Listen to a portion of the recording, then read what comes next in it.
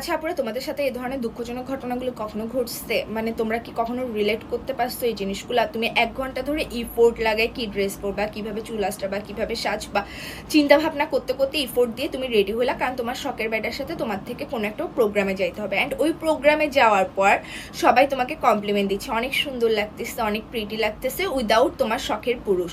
তোমার শখের পুরুষ ছাড়া সবাই তোমাকে কমপ্লিমেন্ট করতেছে। এরপরে তুমি কি করবা? ছেঁচড়ার মতো তোমার শখের ফাঁড়ার কাছে গিয়ে জিজ্ঞেস করবা যে আমাকে কেমন লাগতেছে।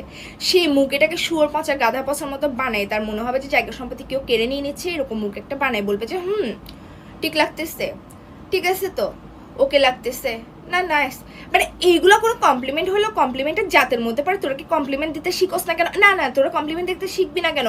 তো প্রথম একদম যখন পটানোর দরকার ছিল তখন তো ঠিকই তো তোমাকে হুড়পড়ি লাগতেছে, তোমাকে এইটা লাগতেছে, তোমাকে হলুদ পরি, নীল পরি, সবুজ পরি লাগতেছে, এই ধরনের কমপ্লিমেন্টগুলো তোর দিতে। তখন এত কমপ্লিমেন্ট তোদের কাছে করতে আসতো, কথা বলতে বেশি কম, কমপ্লিমেন্ট দিতে বেশি।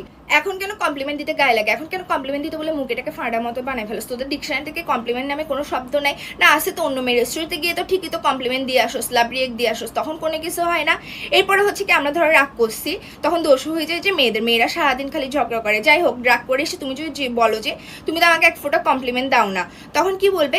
তুমি তো এমনিতেও সুন্দর, মানে লেম থেকে লেম এক্সকিউজ দিবে, তুমি তো এমনিতেও সুন্দর, তোমাকে কি আর কমপ্লিমেন্ট দেওয়া লাগে? তোমাকে তো সবসময় সুন্দর লাগে। তো আমি তো আগেও সুন্দর ছিলাম, আগে কেন কমপ্লিমেন্ট দিচ্ছিস, এখন কেন কমপ্লিমেন্ট দেয় না? মানে শখের বেড়া থেকে হঠাৎ করে শখের ফাঁড়া হয়ে যাওয়ার কারণটা কি?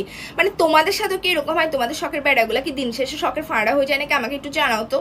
দুনিয়াতে এই চুদুরবুদুর সিচুয়েশনগুলো কি শুধুমাত্র আমার সাথে হয় নাকি তোমাদের সাথে হয়? মানে তোমরা কি আমার এই সিচুয়েশনের সাথে রিলেট করতে পারো কিনা একটু বলো তো।